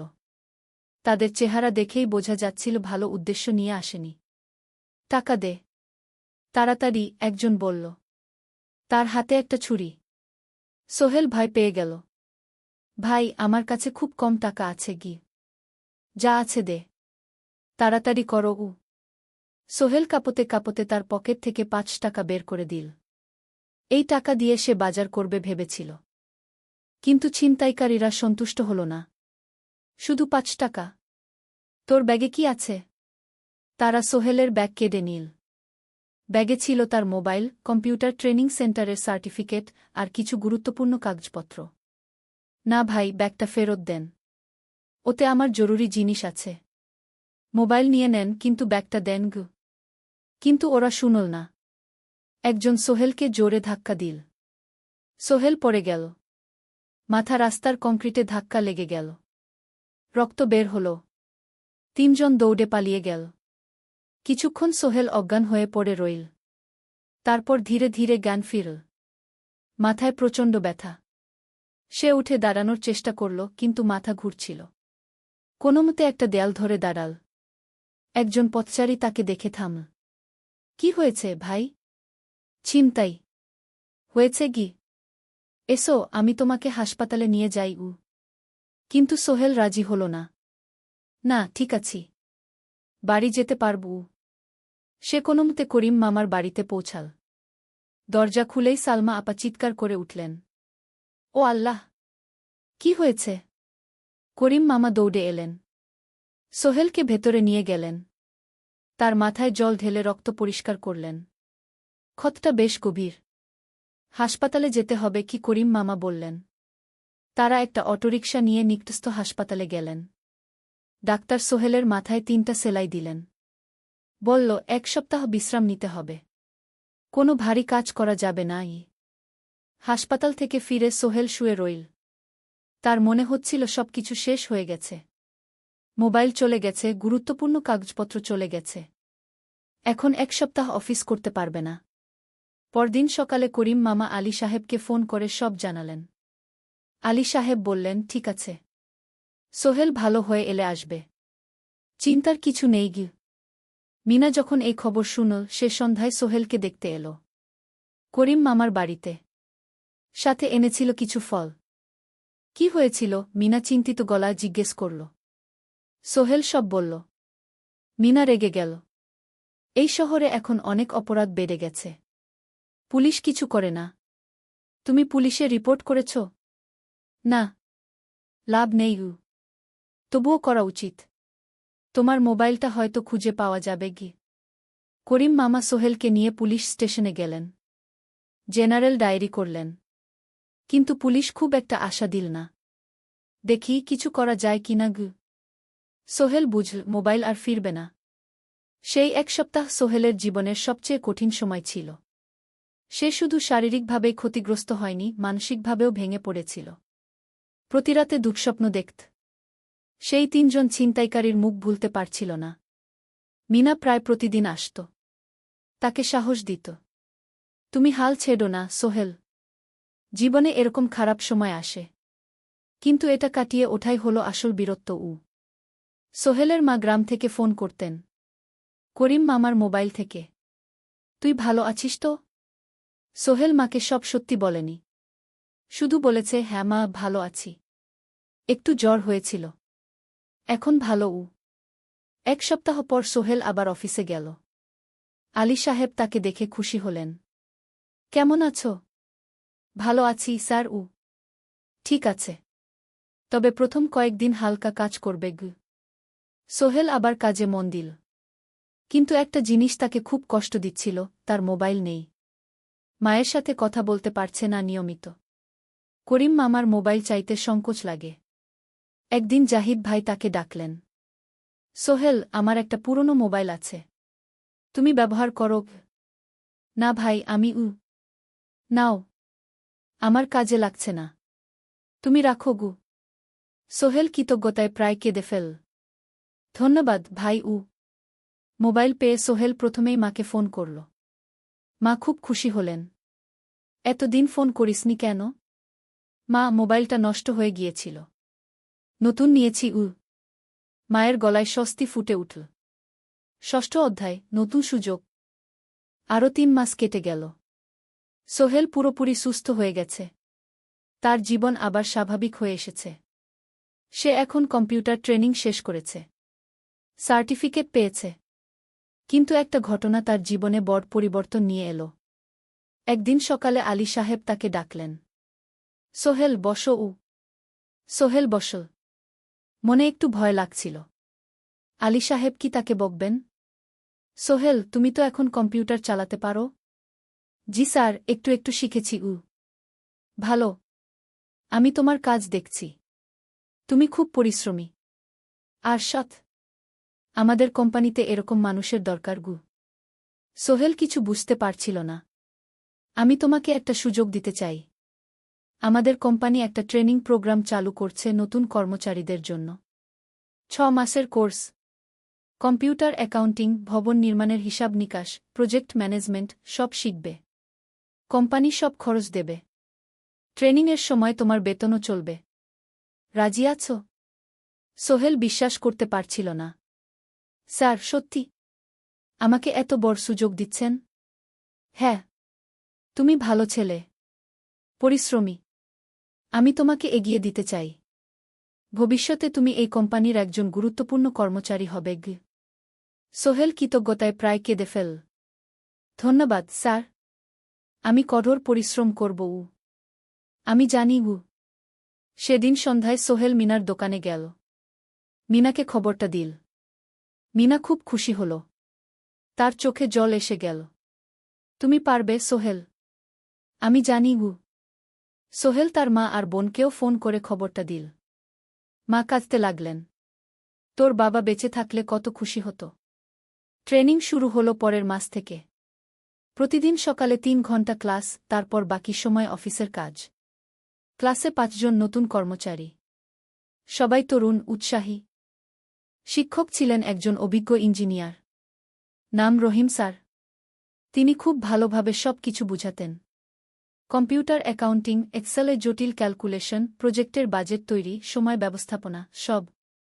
সোহেল পুরো মনোযোগ দিয়ে শিখতে লাগল। সন্ধ্যায় বাড়ি ফিরে প্র্যাকটিস করত। করিম মামার ছেলের কাছ থেকে একটা ল্যাপটপ ধার নিত কখনো কখনো। ৬ মাস পরে ট্রেনিং শেষ হল। সবাই সার্টিফিকেট পেল। আলী সাহেব একটা অনুষ্ঠান করলেন। সোহেল সেরা পারফর্মার হিসেবে একটা বিশেষ পুরস্কার পেল, ৫,০০০ টাকা বোনাস। আলী সাহেব ঘোষণা করলেন, সোহেল, আজ থেকে তুমি আমাদের জুনিয়র অ্যাকাউন্ট অ্যাসিস্ট্যান্ট। তোমার বেতন ১৫,০০০ টাকা। সোহেল অবাক হয়ে গেল। ৮,০০০ থেকে ১৫,০০০, প্রায় দ্বিগুণ। সেদিন রাতে সোহেল ঘুমাতেই পারল না। খুশিতে উত্তেজনায় তার চোখে ঘুম নেই। সে ভাবল তার জীবন কিভাবে বদলে যাচ্ছে। 2 বছর আগে যে রিকশা চালাত, আজ সে একটা নামকরা কোম্পানির অ্যাকাউন্ট অ্যাসিস্ট্যান্ট। 7ম অধ্যায়, প্রেম ও প্রস্তাব। 1.5 বছর হয়ে গেল সোহেলের চট্টগ্রাম আসার। সে এখন একজন সফল যুবক। তার মা গ্রামে খুব খুশি। প্রতি মাসে সোহেল 10,000 টাকা পাঠায়। ছোট বোন ঋতু এখন কলেজে ভর্তি হয়েছে সোহেলের পাঠানো টাকায়। মায়ের চিকিৎসাও ভালোভাবে হচ্ছে। মিনার সাথে সোহেলের সম্পর্ক এখন আর শুধু বন্ধুত্ব নয়। দুজন দুজনকে ভালোবাসে। কিন্তু কেউ কাউকে সরাসরি বলার সাহস পায়নি। প্রতিদিন দেখা হয়, গল্প হয়, কিন্তু সেই একটা কথা বলা হয়ে ওঠে না। একদিন শুক্রবার ছুটির দিন। সোহেল মিনাকে বলল, আজ কি একটু ঘুরতে যাবে? কোথায়? পতেঙ্গা বিচ। তুমি কি কখনো গেছ? না। কিন্তু আমার দোকান গ। শুক্রবার। তোমার বাবা সামলাবে গ। মিনা রাজি হয়ে গেল। দুপুরে দুজনে বাস নিয়ে পতেঙ্গা গেল। সমুদ্র দেখে মিনা অবাক হয়ে গেল। কি সুন্দর! দুজনে বালিতে বসল। ঢেউয়ের শব্দ শুনতে শুনতে গল্প করছিল। হঠাৎ সোহেল বলল, মিনা, তোমার সাথে কিছু বলার ছিল। বলো। সোহেল একটা লম্বা শ্বাস নিল। তুমি জানো আমি তোমাকে ভালোবাসি। মিনা হাসল। তার চোখ ভিজে গেল। জানি। আমিও তোমাকে ভালোবাসি সোহেল। সোহেল অবাক হয়ে গেল। সত্যি? হ্যাঁ। অনেকদিন ধরেই জানি। তুমি আমার জীবনে এসে সব কিছু বদলে দিয়েছ। তোমার সাথে থাকলে আমার মনে হয় আমি যে কোনো কিছু করতে পারব। দুজনে কিছুক্ষণ চুপ করে বসে রইল। সমুদ্রের ঢেউ এসে পায়ে লাগছিল। সূর্য পশ্চিমে ঢলে পড়ছে। আকাশ লালকুমলা হয়ে গেছে। কিন্তু আমার বাবার সাথে কথা বলতে হবে কি? মিনা বলল। আমি তৈরি। যখন বলবে তখন বলব। পরের সপ্তাহে সোহেল মিনার বাবার সাথে কথা বলল। আব্দুল হামিদ সাহেব প্রথমে একটু দ্বিধা করলেন। তুমি কোনো পরিবারের ছেলে? তোমার বাবা কি করতেন? সোহেল সব সত্যি বলল। তার বাবা ছিলেন স্কুল শিক্ষক। মারা গেছেন 10 বছর আগে। মা গ্রামে থাকেন। ছোট বোন কলেজে পড়ে। তুমি নিজে কি করো? আমি আলামিন কনস্ট্রাকশন কোম্পানিতে জুনিয়র অ্যাকাউন্ট অ্যাসিস্ট্যান্ট। মাসে 15,000 টাকা বেতন। আব্দুল হামিদ সাহেব ভাবলেন। তারপর বললেন, দেখো, মিনা আমার একমাত্র সন্তান। তার মা নেই। আমি একা তাকে বড় করেছি। আমি চাই মিনা একজন ভালো ছেলের সাথে বিয়ে হোক। তুমি দেখতে ভালো ছেলে মনে হচ্ছে। কিন্তু আমাকে তোমার মায়ের সাথে দেখা করতে হবে। তোমার পরিবারকে জানতে হবে। জি আঙ্কেল। আমি ব্যবস্থা করছি। সোহেল খুশিতে আটখানা। সে সেদিন রাতেই তার মাকে ফোন করল। মাকে সব বলল। মা প্রথমে অবাক হলেন। তারপর খুশি হলেন। মিনা মেয়েটা কেমন? খুব ভালো মা। তুমি দেখলে পছন্দ করবে। ঠিক আছে। আমি আর ঋতু আসছি চট্টগ্রাম। 2 সপ্তাহ পর সোহেলের মা আর বোন চট্টগ্রাম এল। সোহেল তাদের নিয়ে মিনার বাড়িতে গেল। 2 পরিবার একসাথে বসল। মিনার বাবা সোহেলের মাকে দেখে খুশি হলেন। সোহেলের মা সহজ সরল ভদ্রমহিলা। আপনার ছেলে খুব ভালো। মিনা তাকে পছন্দ করে। আমিও রাজি। আব্দুল হামিদ সাহেব বললেন। আমার সোহেল সৎ ছেলে।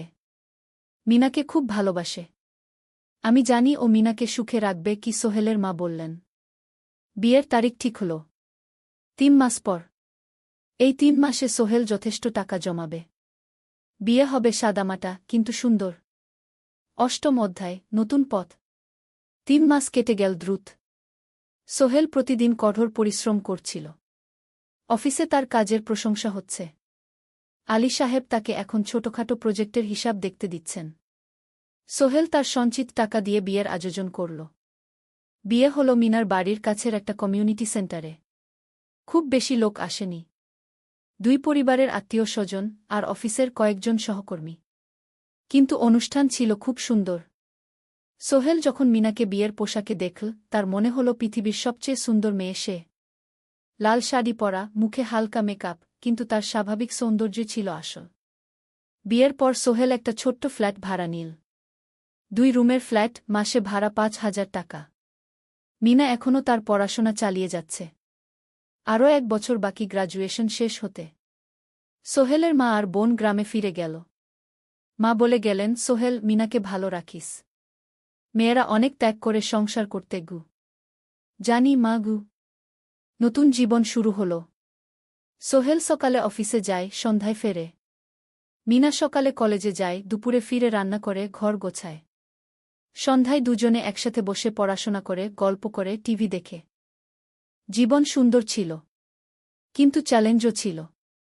মাসিক খরচ, ভাড়া 5,000, বাজার 3,000, বিদ্যুৎ গ্যাস 1,000, মায়ের জন্য 5,000, মিনার কলেজের খরচ 1,200। মোট প্রায় 14,000 টাকা।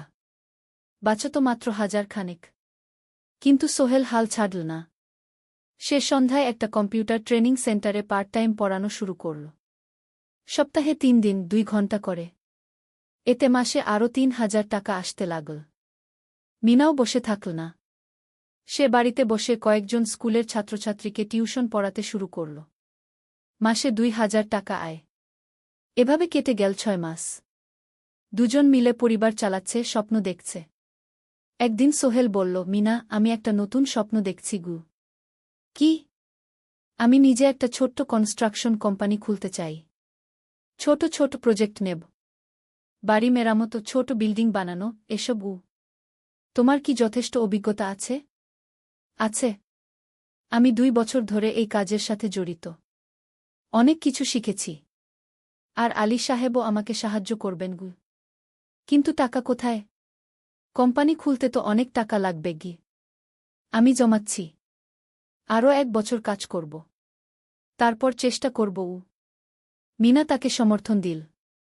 তুমি পারবে। তোমার মধ্যে সেই শক্তি আছে গি। নবম অধ্যায়, চ্যালেঞ্জের সময়। কিন্তু ভাগ্য সবসময় অনুকূলে থাকে না। সোহেল যখন স্বপ্ন দেখছিল নিজের কোম্পানি খোলার, তখনই একটা বড় সমস্যা এলো। আলী সাহেবের কোম্পানি একটা বড় প্রজেক্ট পেয়েছিল। একটা 10তলা বিল্ডিং বানানোর কাজ। কিন্তু প্রজেক্টের প্রধান ইনভেস্টর হঠাৎ পালিয়ে গেল। তিনি কোম্পানির কাছ থেকে প্রায় 50 লাখ টাকা নিয়ে গেছেন, কিন্তু কাজ শেষ হয়নি। কোম্পানি বড় ক্ষতির মুখে পড়ল। আলী সাহেব অনেক কর্মচারীকে ছাঁটাই করতে বাধ্য হলেন। প্রায় 10 জনকে চাকরি থেকে বাদ দিলেন। বাকিদের বেতন কমাতে হল। সোহেলকে আলী সাহেব ডেকে বললেন, সোহেল, আমি তোমাকে রাখতে চাই। তুমি বিশ্বস্ত কর্মচারী। কিন্তু তোমার বেতন কমাতে হবে। 15,000 থেকে 10,000।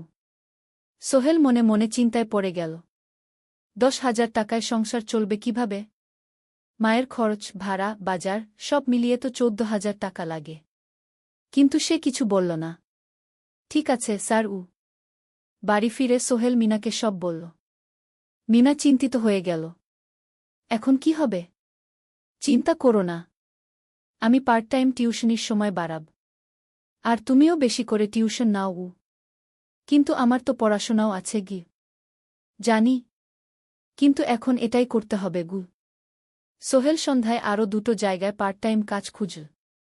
একটা দোকানের সন্ধ্যায় হিসাব দেখার কাজ পেল। মাসে 2,000 টাকা। আরেকটা জায়গায় সপ্তাহান্তে কম্পিউটার রিপেয়ারের কাজ পেল। মাসে 1,500 টাকা। মিনাও 3 জন নতুন স্টুডেন্ট নীল টিউশনে। তার আয় বাড়ল 2,000 থেকে 3,500-এ। কঠিন সময় ছিল। সোহেল সকাল 8টায় অফিসে যেত, সন্ধ্যা 6টায় ফিরত। তারপর একটু বিশ্রাম নিয়ে 7:30টায় বের হতো পার্ট টাইম কাজে।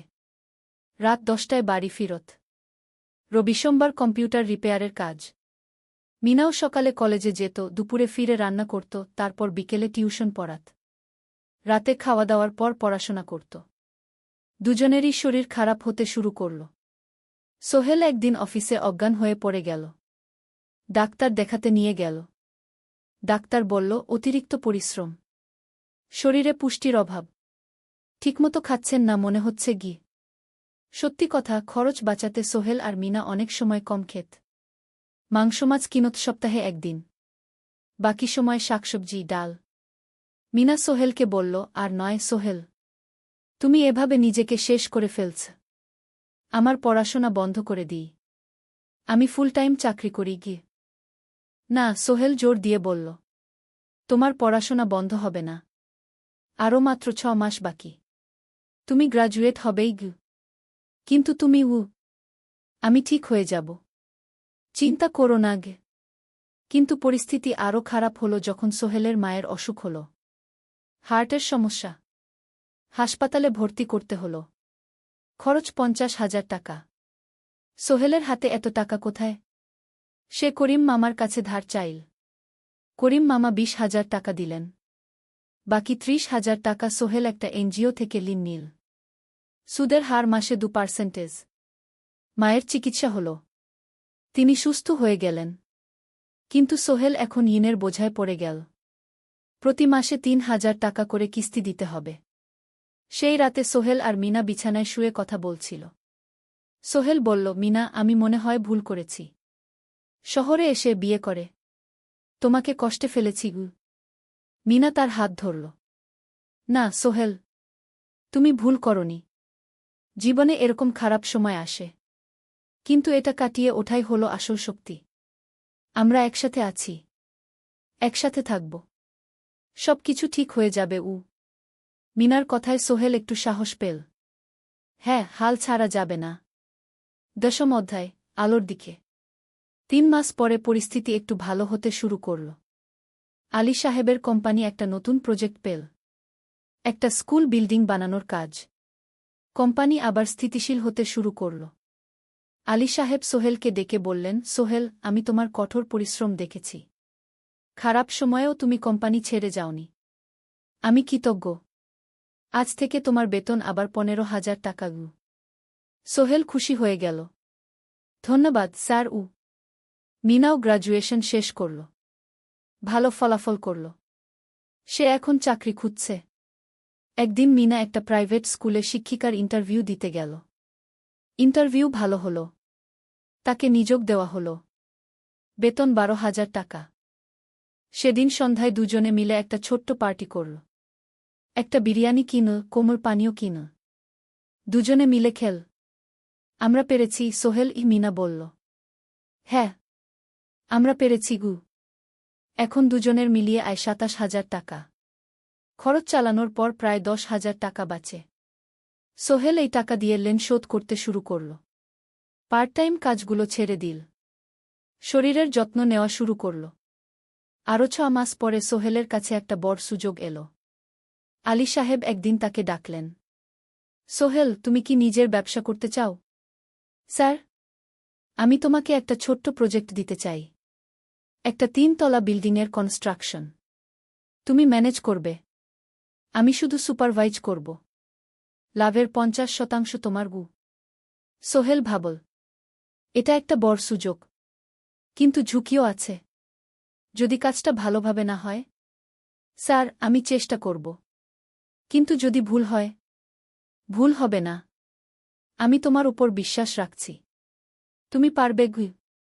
সোহেল রাজি হয়ে গেল। এই প্রজেক্ট তার জীবনে টার্নিং পয়েন্ট হতে পারে। 11 অধ্যায়, স্বপ্ন পূরণের পথে। পরের 6 মাস সোহেল খুব কঠোর পরিশ্রম করল। প্রজেক্টটা ম্যানেজ করা সহজ ছিল না। শ্রমিক নিযোগ, ম্যাটেরিয়াল কেনা, কাজের তদারকি, সময়মতো কাজ শেষ করা, সব দায়িত্ব তার। প্রথম 2 মাস খুব চাপের মধ্যে গেল। একদিন একজন শ্রমিক কাজ করতে গিয়ে আহত হল। সোহেল তাকে হাসপাতালে নিয়ে গেল, তার চিকিৎসার খরচ দিল। এতে প্রজেক্টের বাজেট একটু বাড়ল, কিন্তু সোহেল জানত এটা করা দরকার। আরেকদিন ভুল ম্যাটেরিয়াল ডেলিভারি হল। সোহেল সেগুলো ফেরত পাঠাল, সঠিক জিনিস আনাল। এতে 3 দিন দেরি হল, কিন্তু কাজের মান ঠিক রইল। মিনা তাকে সবসময় সাপোর্ট করছিল। সে এখন চাকরিতে স্থিতিশীল। স্কুলের বাচ্চারা তাকে পছন্দ করে। প্রিন্সিপাল তার কাজে খুশি। প্রজেক্ট শেষ হল 6 মাসে। সময়মতো, বাজেটের মধ্যে। বিল্ডিংয়ের মালিক খুব খুশি হলেন। তিনি আলী সাহেবকে ধন্যবাদ দিলেন। আলী সাহেব বললেন, ধন্যবাদ আমাকে না, এই ছেলেকে দিন। সোহেল পুরো প্রজেক্ট ম্যানেজ করেছে গু। প্রজেক্ট থেকে মোট লাভ হল 3 লাখ টাকা। সোহেল পেল 1.5 লাখ টাকা। তার জীবনে এত টাকা এই প্রথম। সে করিম মামার ঋণ শোধ করল। এনজিওর বাকি ঋণ শোধ করল। তারপর তার মাকে 50,000 টাকা পাঠাল। মা দিয়ে গ্রামের বাড়িটা একটু মেরামত করাল, বোন ঋতুর জন্য একটা ল্যাপটপ কিনল। বাকি টাকা দিয়ে সোহেল একটা ব্যাংক অ্যাকাউন্টে জমা রাখল ভবিষ্যতের জন্য। আলী সাহেব সোহেলকে আরও 2টো প্রজেক্ট দিলেন। এবার একটু বড়। সোহেল আত্মবিশ্বাসের সাথে সেগুলোও শেষ করল। 2 বছর পরে সোহেল সিদ্ধান্ত নিল, এবার নিজের কোম্পানি খোলার সময় এসেছে। দ্বাদশ অধ্যায়, নতুন শুরু। সোহেল তার সব জমানো টাকা দিয়ে একটা ছোট্ট অফিস ভাড়া নিল। 2 রুমের অফিস। একটা রুমে কাজের জায়গা, আরেকটায় ছোট্ট মিটিং রুম। অফিসের সামনে একটা বোর্ড লাগাল, Sohel construction and development. Mina তাকে সাহায্য করছিল। সে অফিসের অ্যাকাউন্টস দেখত সন্ধ্যায় স্কুল থেকে ফিরে। 2জন মিলে একটা টিম। প্রথমে ছোট ছোট কাজ নিল। বাড়ি মেরামত, দোকান সংস্কার, ছোট বিল্ডিং কনস্ট্রাকশন। কাজের মান ভালো রাখার চেষ্টা করল। সময়মতো শেষ করল। দাম ন্যায্য রাখল। ধীরে ধীরে সোহেলের সুনাম ছড়িয়ে পড়ল। মানুষ তাকে বিশ্বাস করত। তার কাছে নতুন নতুন কাজ আসতে লাগল। প্রথম বছর খুব কষ্ট হল। কখনো লাভ হতো, কখনো লস। কিন্তু সোহেল থেমে থাকল না। সে শিখতে লাগল ব্যবসা কিভাবে চালাতে হয়। দ্বিতীয় বছরে পরিস্থিতি ভালো হল। সোহেল এখন 3জন স্থায়ী কর্মচারী নিয়োগ দিল। একজন ইঞ্জিনিয়ার, একজন সুপারভাইজার, একজন অফিস সহায়ক। তৃতীয় বছরে একটা বড় প্রজেক্ট পেল। একটা স্কুল বিল্ডিং বানানোর কাজ। 5 তলা বিল্ডিং। সোহেল পুরো মনোযোগ দিয়ে কাজটা করল। শ্রমিকদের ভালো বেতন দিল, ভালো ম্যাটেরিয়াল ব্যবহার করল, সময়মতো কাজ শেষ করল। স্কুল কর্তৃপক্ষ খুব খুশি হল। তারা সোহেলের কাজের প্রশংসা করল। এই প্রজেক্ট থেকে সোহেল প্রায় 5 লাখ টাকা লাভ করল। এই টাকা দিয়ে সে আরও ভালো একটা অফিস নিল। আরও কর্মচারী নিয়োগ দিল। এখন তার কোম্পানিতে 10 জন স্থায়ী কর্মচারী। প্রজেক্ট অনুযায়ী আরও শ্রমিক নিয়োগ দেওয়া হয়। ত্রয়োদশ অধ্যায়, পরিবার। এদিকে সোহেল আর মিনার সংসারেও খুশির খবর এল। মিনা গর্ভবতী। 9 মাস পর তাদের একটা মেয়ে হল। নাম রাখল সারা। সারা যখন জন্মাল, সোহেলের মা আর বোন চট্টগ্রামে এল। মা 1 মাস থেকে গেলেন। মিনাকে সাহায্য করলেন। সোহেল এখন একটা বড় ফ্ল্যাট ভাড়া নিয়েছে। 3 রুমের ফ্ল্যাট। একটা রুমে সোহেল, মিনা, একটায় সারা, আরেকটায় অতিথি রুম। মায়ের জন্য সোহেল সিদ্ধান্ত নিল তাকে চট্টগ্রামে নিয়ে আসবে। গ্রামে একা থাকা ঠিক না।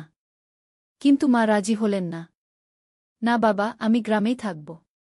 এখানে আমার পরিচিত মানুষ আছে। তোর বোনকে নিয়ে যা। ও ঢাকায় পড়ছে, চট্টগ্রামে এনে ভালো কোথাও ভর্তি করিয়ে দেগি।